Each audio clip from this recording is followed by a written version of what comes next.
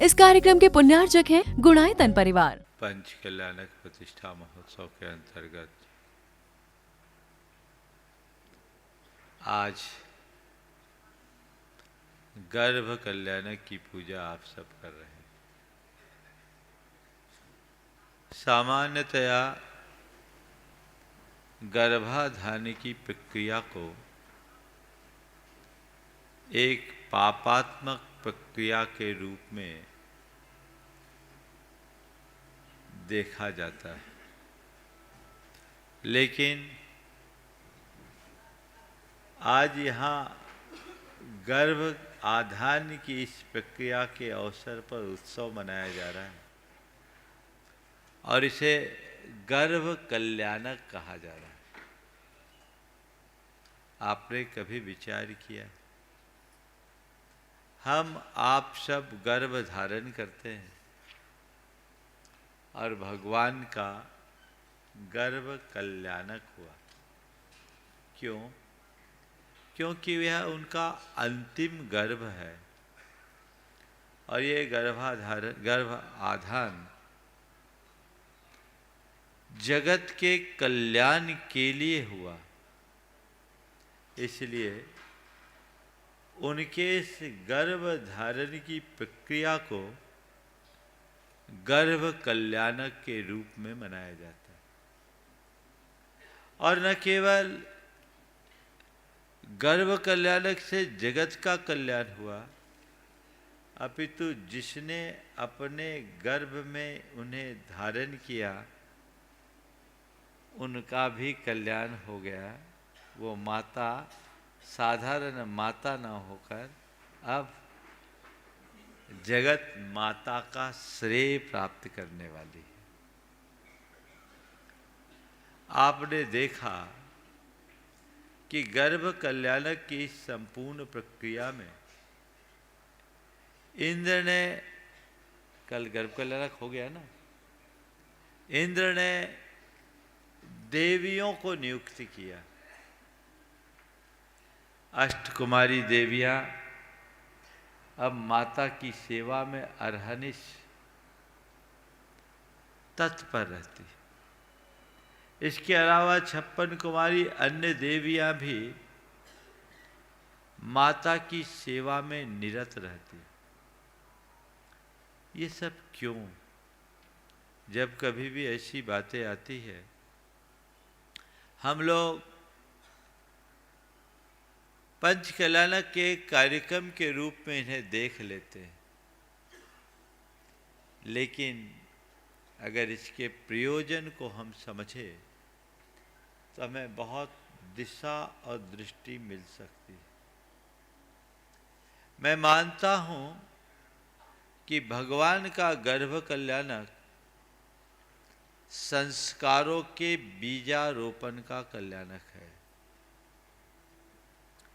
भगवान मां के पेट में आए और भगवान पल्लवित होंगे, तद्भव मोक्षगामी है, उनका जन्म होगा, निर्वाण होगा, उनको किसी भी प्रकार का कोई खतरा नहीं। आप लोगों से कहा जाता है कि गर्भ की रक्षा के लिए इंद्र देवियों को नियुक्त करता है। उन्हें गर्भ रक्षा की कोई जरूरत नहीं, उनका गर्भ तो सतत सुरक्षित है, तद्भव मोक्षकामी, वहां क्या संशय। यथार्थतः गर्भ की रक्षा के लिए नहीं, संस्कारों की रक्षा के लिए वो व्यवस्था होती है। हम में और तीर्थंकर परमात्मा में तत्वतः कोई मौलिक अंतर नहीं।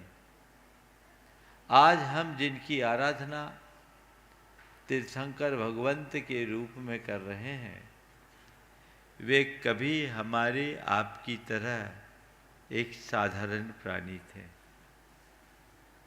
लेकिन साधारण प्राणी भी अपने भीतर के असाधारण योग्यता को प्रकट कर सकता है। साधारण असाधारण बन सकता है, सामान्य विशेष बन सकता है। कब? जब अपने आप को जान ले, अपने आप को पहचान ले और अपनी शक्तियों का उद्घाटन कर ले। इन सब के लिए हमारे अंदर संस्कारों का बीजारोपण आवश्यक है। मैं 24 तीर्थंकरों के चरित्र पर जब दृष्टिपात करता हूँ तो 24 तीर्थंकरों के 10 भाव की कथा हम सबको सुनने को मिलती है।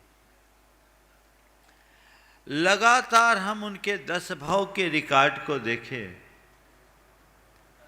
तो उन्होंने हर भाव में अपने जीवन को धर्ममय बनाया। लगातार 10 भाव तक जीवन को धर्ममय बनाने का इतिहास हमें तीर्थंकरों के जीवन में दिखता। चाहे वो पशु की पर्याय में हो, चाहे वह अन्य किसी पर्याय में हो, उनकी जीवन यात्रा की शुरुआत वहीं से होती है और बढ़ते बढ़ते बढ़ते बढ़ते तीर्थंकरत्व के रूप में उनका चरम रूप प्रकट होता है। एक बार मुझसे किसी ने सवाल किया कि महाराज जी, सभी तीर्थंकर प्राय राजकुमार ही क्यों हुए? तीर्थंकर राजकुमार ही क्यों हुए? क्या इससे सामंतवाद को समर्थन नहीं मिलता? मैंने कहा, ऊपरी तौर पर अगर देखा जाए तो जो आप कह रहे हैं वैसा ही दिखता है, लेकिन गहराई से देखें तो जैन दर्शन में कहीं भी सामंतवाद को कोई स्थान नहीं। जैन दर्शन पूर्णतः आत्मसाम्य की बात करता है। तीर्थंकरत्व मनुष्यता का चरमोत्कृष्ट रूप है और जब हम किसी को अपना नायक बनाते हैं तो कथानायक को हम अपने सर्वोच्च रूप से प्रस्तुत करते हैं। लेकिन हम जब तीर्थंकरों के अतीत को देखते हैं, आपको लगता है कि पुराणों में राजा महाराजाओं की ही चर्चा है, लेकिन जैन दर्शन कहता है कि राजा महाराजा साधारण प्राणी भी बन सकता है। यदि हम तीर्थंकरों की गौरव गाथा को देखेंगे तो पाएंगे कि आज जिन्हें हम राजा महाराजा के रूप में पूज रहे हैं, वो अतीत में कभी पशु थे, कभी भील थे। पारसनाथ भगवान की शुरुआत हाथी से होती, महावीर भगवान की शुरुआत शेर से होती है और पीछे जाए तो पुरुरवा भील से होती है। एक दलित और वंचित मनुष्य भी भगवान बन सकता है, यह कथन केवल जैन दर्शन में मिलता है, अन्यत्र नहीं मिलता। भील को भी भगवान बनने की सुविधा जैन दर्शन देता है। जैन दर्शन कहता है हर आत्मा में परमात्मा है। आत्मा में परमात्मा है, यह बात भी बात की है। आत्मा ही परमात्मा है। अप्पा सो परमप्पा, आत्मा ही परमात्मा है। आवश्यकता उसे जानने की है, समझने की है और उसकी शक्ति को उद्घाटित करने की। यदि हम शक्ति उद्घाटित करते हैं तो हमारी आत्मा परमात्मा बन सकती है और हम अपने जीवन का क्रमिक विकास कर सकते हैं। तो उस जीवन यात्रा को आगे बढ़ाने में सतत साधना की आवश्यकता होती है और साधना की अभिवृद्धि में संस्कारों की भूमिका होती है। अंदर में जब सही संस्कार का बीजारोपण होता है तो वो संस्कार कालांतर में पल्लवित होकर के फलीभूत होते हैं। हम अपने संस्कारों को फलीभूत करें, उन्हें पल्लवित करें और अपने जीवन का पथ प्रशस्त करें ताकि जीवन का कायाकल्प हो सके।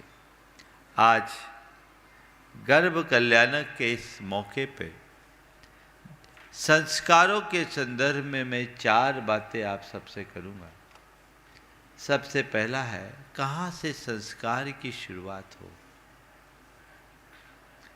हम लोग जब कभी भी संस्कार की बात करते हैं तो प्रायः संस्कारों के नाम पर कुछ विशेष आदेश को थोप देते हैं। ऐसा करो, ऐसा न करो। कुछ रटे रटाए स्तोत्र और पाठों को याद कर लेना, रटा देना और इसे ही संस्कार मान लेते हैं। संस्कार का मतलब है वह प्रक्रिया जो हमारे चित्त और चेतना को परिष्कृत करे, वो प्रक्रिया होनी चाहिए। वो हमारे संस्कार के अंतर्गत आते हैं। आज 4 स्तर पर संस्कारों की बात मैं करना चाहूँगा। पहला है गर्भ संस्कार, दूसरा ग्रह संस्कार, तीसरा समाज संस्कार और चौथा धर्म संस्कार। सबसे पहले क्रम में गर्भ संस्कार की बात है। गर्भ से ही संस्कारों का बीजारोपण होता है। हमेशा एक बात ध्यान रखना, गर्भाधान केवल एक प्रक्रिया नहीं है, अपितु एक साधना है। हमारे शास्त्रों के अनुसार किसी भी दंपति को जो किसी संतान को जन्म देना चाहते हैं, वो इस गर्भधारण की प्रक्रिया के पूर्व से ही ऐसी भाव दशा बनाए, ऐसी मानसिकता तैयार करे जिसके बल पर वे अपने जीवन की प्रक्रिया को आगे बढ़ा सके और चेतना को विशुद्ध बना सके। ऐसा कहा गया कि हम जैसी संतान को जन्म देना चाहते उसके अनुरूप वैसी भाव भूमिका बनाए। आपने देखा तीर्थंकर की मां गर्भ में आने के पहले 16 सपने देखती है। सपने देखती है। मैं भी आप सबसे कहना चाहता हूं, संतान गर्भ में आए उससे पहले सपने देखिए। रात वाला सपना तो आए ना आए, पर आपके अंदर एक ऐसा सपना होना चाहिए जिससे आपके सपनों का राजकुमार आपके पेट में आ सके। वो सपना आपको देखना है। अपनी भावना, कामना और कल्पना के बल पर आप कैसी संतान चाहते हैं, उसकी भावना निरंतर भाए, यानी उसका सपना देखें। वो भावना यदि तत्परता और प्रगाढ़ता से आप भाने लगेंगे तो आप ऐसे संतान को जन्म देने का सौभाग्य प्राप्त करेंगे। अभी 2 दिन पहले पत्रिका के प्रधान संपादक गुलाब जी कोठारी ने जो बात कही थी वो बहुत महत्वपूर्ण थी कि जब तक माँ अच्छी नहीं होगी, संतति अच्छी नहीं होगी, और संतति अच्छी नहीं होगी तो संस्कृति अच्छी नहीं होगी। संतति को अच्छी करने के लिए, संस्कृति को अच्छी करने के लिए संतति को ठीक करना, और संतति को ठीक करने के लिए संतति को जन्म देने वाली माँ को ठीक करना जरूरी है। मिट्टी सही नहीं होगी तो उसमें बीज का अंकुरन सही कैसे होगा, फसल कैसे अच्छी आएगी? तो फसल को अच्छी करने के लिए पहले खेत को तैयार करने की ज़रूरत है, मिट्टी को तैयार करने की ज़रूरत है। मिट्टी उर्वर हो तो उसमें बोया गया साधारण बीज भी असाधारण फल देता है, और ऊसर भूमि में बोया जाने वाला उत्तम बीज भी व्यर्थ हो जाता है।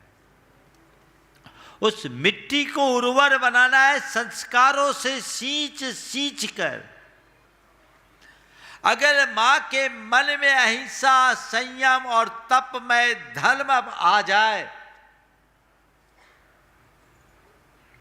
वो संस्कार मां के हृदय में अंकित होने लगे, मां ऐसी भावनाओं से ओतप्रोत हो जाए और इस भावना से भरकर ऐसे संतान का आह्वान करे अपने भीतर वैसी भाव भूमिका बनाकर, तभी वह सुसंतान को जन्म देने का श्रेय और सौभाग्य प्राप्त कर पाएगी। भावना भाई है, भावना योग इसीलिए रखा गया है। 9 मिनट का एक भावना योग। संतान गर्भ में आए उससे पहले से भाना शुरू करे, और जैसी संतान को आप चाहते हैं वैसी संतान के बारे में बार बार सोचे, उसे विजुअलाइज करे, उसके रूप का दर्शन अवलोकन करे और अपने जीवन में वैसा संयम भी लाए, परिवर्तन आएगा। अनेक लोगों ने आकर यहाँ हमारे मंच पे ही कहा,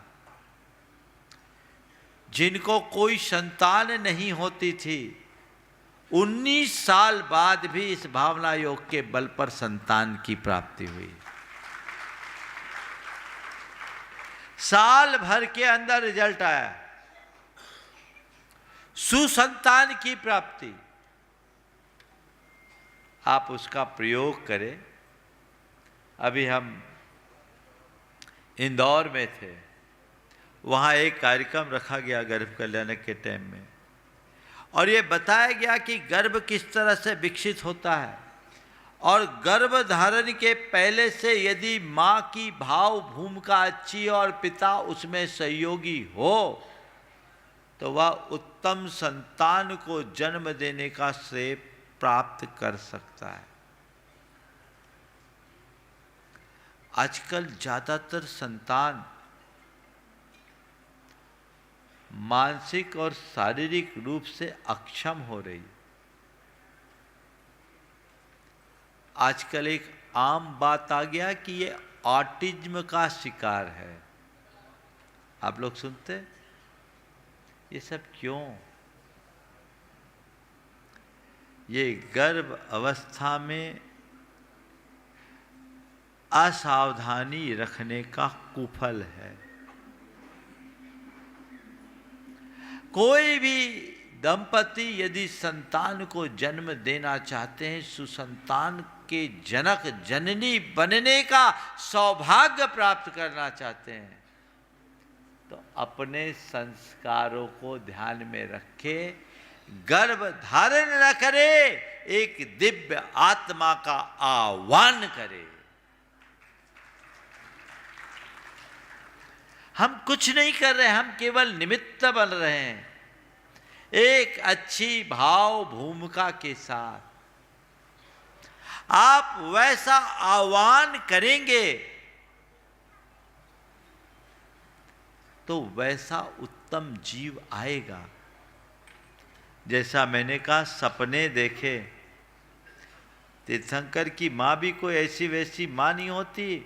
16 सपना तो एक दिन देखती है, लेकिन उस 16 सपना के पीछे न जाने अपने जीवन का कितना भाग खपाती है, तब ऐसा सपना देख पाती है। और न केवल सपना देख पाती है, वो सपने को साकार कर पाती है।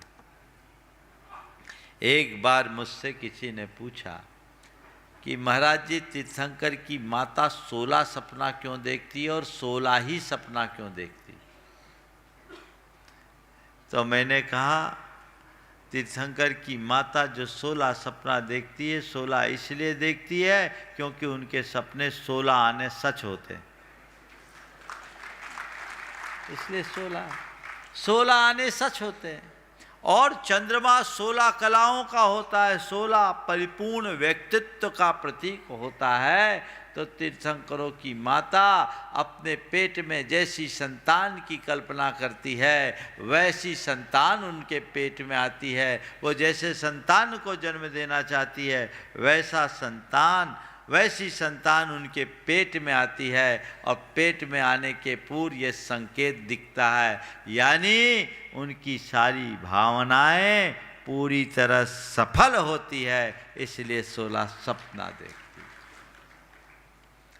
तो मैं आपसे कहता हूं, ये 16 सपना को एक प्रतीक मानो। कल सपना दिखा दिया कि नहीं दिखाया? आज फल दिखेगा। तो 16 सपने तो आपने देख लिए, आप भी सपना देखना शुरू कीजिए। दाम्पत्य के बंधन में बंधने के बाद संतति की बात आती है। आजकल तो उल्टा होने लगा है, 2-2, 5-5 साल तक लोग सोचते ही नहीं है।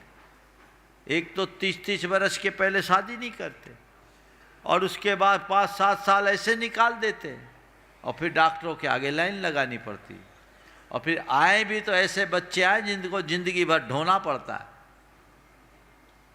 ऑटिज्म आम हो गया। ये क्या है? ये मनोकायिक बीमारी। बच्चों को वो सब माहौल नहीं मिलता, उसका कुपरिणाम है।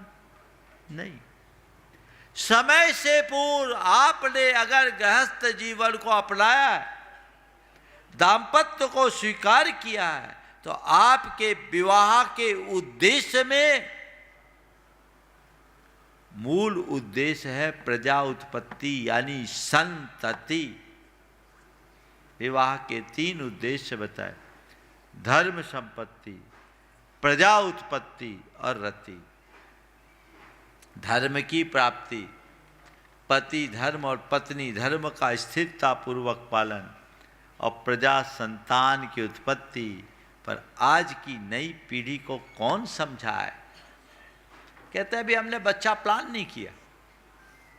अरे बाबा, ये प्लान से नहीं होता, ये तो प्रकृति का वरदान है। तुम्हें अवसर है, वैसा आह्वान करो और उसके साथ संयम आराधना करो, जिससे न केवल संतान को जन्म देने का श्रेय प्राप्त करो, अपितु उत्तम सुसंतान को जन्म देकर अपने जीवन को गौरवान्वित करो। उस तरीके से कर कर जब 9 महीने तक पेट में बच्चा हो, तो उस समय पूरे 9 माह तक अपने आचार विचार और व्यवहार को निर्मल और पवित्र बनाने का प्रयत्न करें। आचार विचार और व्यवहार जब तक निर्मल और पवित्र नहीं होंगे, जीवन में पवित्रता का संचार नहीं होगा। क्योंकि मां की भावनाओं का पेट में पलने वाले बच्चे से बड़ा गहरा संबंध होता है। ये पूरा प्रयोग बताया किस तरीके से बच्चे पर माँ का प्रभाव पड़ता। माँ यदि किसी वजह से घबराती है तो पेट में पलने वाले बच्चे में घबराहट आती है। माँ अगर रोती है तो बच्चा अंदर से रोने लगता है। माँ अपने आप को असुरक्षित महसूस करती है तो बच्चा अपने आप को असुरक्षित महसूस करने लगता है। और माँ यदि प्रफुल्लित और आनंदित होती है तो बच्चे के अंदर भी आनंद के भाव दिखते हैं। ये सारे चीज़ें, आजकल तो विज्ञान का युग है, सब चीज़ें दिख जाती है पहले से ही, और ये सारी चीज़ें प्रस्तुत की जाती। आपने देखा कल भगवान के गर्भ में आए, देवियाँ नियुक्त हुई। आज आप देखेंगे कि देवियाँ उनसे आमोद प्रमोद, धर्म चर्चा, ललित कला, काव्य और गुणों की चर्चा करेंगे। ये क्या है? हमारे शास्त्रों में बताया कि कोई स्त्री यदि गर्भवती होती है तो 9 माह तक उसे बहुत ही पवित्रता के साथ बिताना चाहिए, सकारात्मकता के साथ बिताना चाहिए। उसे पुण्य, पुराण पुरुषों की कथा और प्रताप की बातें सीखनी चाहिए, कला और गुणों की बात सीखनी, चर्चा करनी चाहिए, आमोद प्रमोद और ललित कलाओं में अपने आप को मग्न करना चाहिए, ताकि पेट में पलने वाली संतान पर उन सब बातों का असर पड़ सके। बच्चा पेट से ही सीखने लगता है। प्रयोग करिए, ये प्रयोग करके आप बहुत बड़ा फल प्राप्त कर सकते हैं। संयम के साथ जीवन जिए। कायदे से अगर स्त्री गर्भवती हो गई तो 9 महीने तक दंपति को ब्रह्मचर्य का पालन करना चाहिए। भाव विशुद्धि के साथ जीवन जीना चाहिए। नियमित भावना योग करिए। कई ऐसे प्रकरण आए, देखिए भावना योग का प्रभाव क्या है। डॉक्टरों ने कह दिया बच्चा डिसेबल है, इसको अबॉर्ट कर दो। किसी ने कह दिया हार्ट बीट नहीं है, इसको अबॉर्ट कर दो। एक के लिए कह दिया नाक की हड्डी नहीं बनी, हटा दो। लेकिन नियमित भावना योग किया, जिनकी हड्डी नहीं बनी थी उनकी हड्डी बन गई, जिनकी हार्ट बीट नहीं थी वो हार्ट बीट हो गई, और जिनके बचने की संभावना नहीं थी सुरक्षित हो गए। ऐसे अनेक लोगों के अनुभव इस मंच से प्रकट हुए हैं, और आप चाहें तो YouTube और प्रमाणिक ऐप से इसे देख सकते हैं, सीख सकते हैं। ये गर्भ संस्कार की बात है। लेकिन आजकल गर्भ संस्कार की क्या बात करूं, अब तो लोग गर्भ का ही अंतिम संस्कार करने लगे हैं। बड़ा दुख होता है। गर्भपात अब आम बात होने लगी है। ये कतई उचित और अच्छी नहीं है। ये घोर हिंसा है। इस पर गंभीरता से विचार करना चाहिए। आपके पेट में पलने वाला जो जीव है वो कोई साधारण नहीं, तुम्हारे जिगर का टुकड़ा है। उसके प्रति प्रेम और आत्मीयता पूर्ण व्यवहार होना चाहिए। उसके प्रति पूर्ण सावधानी और सजगता होनी चाहिए। गर्भपात एक बहुत बड़ा कुकृत्य है। सपने में भी मत सोचना। आज गर्भ कल्याणक के दिन में आप सबसे कह नहीं रहा हूं, मुझे कहना पड़ रहा है। ये दुष्प्रवृत्ति है। इस प्रवृत्ति से हमें बाहर निकलने की आवश्यकता है। लोग सोचते हैं ये क्या है, एक तो सामान्य सा ऑपरेशन है, और हत्या ही नहीं, क्रूर हत्या, सामान्य हत्या नहीं, कि गर्भपात एक बड़ा क्रूर कृत्य है। हत्या नहीं, क्योरी हत्या नहीं, आम हत्या तो हत्या है, लेकिन गर्भपात में मातृत्व की हत्या है, करुणा की हत्या है, वंश की हत्या है, धर्म की हत्या है। एक बच्चा जब अपने आप को असुरक्षित महसूस करता है, सीधे मां के आंचल में जाता है, और मां के आंचल में छिपकर निश्चिंत हो जाता है। लेकिन अब बच्चा कहां जाए, जब मां ही उसकी हत्या करने पर उतारी हो गई। वो मां है या हत्यारिन, सोचना चाहिए। हमने सुना है कुतिया अपने बच्चों को जन्म देती है तो उसे खा जाती है भूख लगने पर। सर्पनी अपने बच्चों को जन्म देती है तो कुछ खा जाती है। लेकिन मुझे लगता है कि गर्भपात करने वाली हत्यारिन माताएं तो उन कुतियों और सांपिनों से भी बढ़कर है, क्योंकि वे अपने बच्चे को जन्म के पहले ही निकल जाती है, और वह भी बिना भूख के। ये खून है, अपने ही खून का खून है, अपने ही कलेजे के टुकड़ों का टुकड़ा है। रूह कांपनी चाहिए। इस तरह के कृत्य के विषय में तो सोचना भी महापाप है। क्या कर रहे हैं आप? कई घटनाएं मेरे सामने आई। एक बार एक इंजीनियर दंपति आए। उन्होंने कहा, महाराज जी विवाह हुआ, बच्चा आ गया, हमने बच्चा प्लान नहीं किया था, लोगों के कहने से हमने अबॉर्शन करा लिया। महाराज विवाह के 18 साल हो गए, अब आज तक कोई दूसरा बच्चा ही नहीं आया।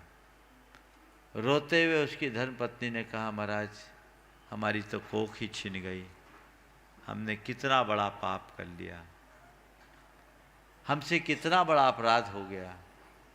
हमने कहा, तुमने अपने पाप को यहीं भोग लिया, कईयों को कई भवों में जाना पड़ता है। विचार करना चाहिए। कोख को कलंकित मत करो, ऐसा कोई कृत्य न करो कि तुम्हारी कोख ही छिन जाए। एक बार मैं उदयपुर में था, एक महिला आई, उसके साथ एक 17 साल का बच्चा आया था। लड़का दर्शन करके गया, वो बाहर गया और वो खुद रुक गई। बेटा मैं आई, ऐसा कह के रुक गई और फबक फबक के रोने लगी। मैंने पूछा, क्या बात है, इतनी भावुक क्यों? बोले, महाराज जी आपके चरणों में प्रायश्चित लेने के लिए आई। बोले, क्या? बोले, महाराज ये बेटा अभी जो दर्शन करके गया मेरा बेटा है, और महाराज जी अभी इसकी आईआईटी में ऑल इंडिया रैंक में इसकी 29 रैंक आई, 29, 28 ऐसे कुछ रैंक आई। बॉम्बे आईआईटी के लिए इसका सिलेक्शन हुआ। हमने कहा, बहुत अच्छी बात है, तुम रो क्यों रही? बोले, महाराज मुझसे बहुत बड़ा अपराध हो जाता, अब मैं बच गई। आज आपके प्रवचन सुनकर मेरा हृदय कचोट रहा। महाराज ये जब पेट में आया था, अल्ट्रासाउंड कराया, निकल गया बच्ची है। मेरी 2 बच्चियां थी। लोगों ने सलाह दे दी कि इसे हटा लो। महाराज मैं डॉक्टर के पास चले गई। महाराज वो डॉक्टर बहुत समझदार थी और संयोक्ता जैन थी। उसने मुझे समझाया कि 2 जैसे वैसे 3 हो जाएगा, तुम ऐसा हत्या का काम क्यों कर रही हो? जब बच्चा आया है तो उसे पालो। डॉक्टर के समझाने पर मैं बात मान गई और महाराज मैंने अपने बच्चे को पाला। पर उस समय सब लोग भौचक्क रह गए और हर्षित भी हुए जब बेटी की जगह बेटा हुआ। और महाराज इतना होशियार बच्चा, इतना तेज बच्चा। पहले अटेम्प्ट में आईआईटी इसने क्लियर किया और आईआईटी में इतनी रैंक आई जिससे बॉम्बे जा रहा है। और महाराज थ्रू आउट मुझे इसे कोई एक्स्ट्रा कोचिंग भी कराने की ज़रूरत नहीं पड़ी। जब भी मैं इस बच्चे को देखती हूँ तो मुझे लगता है मैं तो इसकी हत्या करने वाली थी। आभार मांगती हूँ उस डॉक्टर का जिसने मुझे चेता दिया। आज मेरा बच्चा बच गया। लेकिन महाराज मुझे लगता है कि मैं बहुत बड़ा कुकृत्य करने जा रही थी, मुझसे बहुत बड़ा अपराध और पाप हो रहा था। मैं आपसे कहता हूँ, न जाने आपने कितनी मासूम कलियों को खिलने से पहले कुचला होगा, न जाने कितनी ऐसी संतानों का आपसे कत्ल हुआ होगा जो आगे चल कर के मुनि और महात्मा बन सकता हो, आर्य का बन सकता हो, अच्छा समाज सेवक बन सकता हो, अच्छा डॉक्टर, इंजीनियर और वैज्ञानिक बन सकता हो, देश का सेवक बन सकता हो। उसके अंदर कितनी सारी योग्यताएं होगी और आपने उन सब को कुचल दिया, मसल दिया।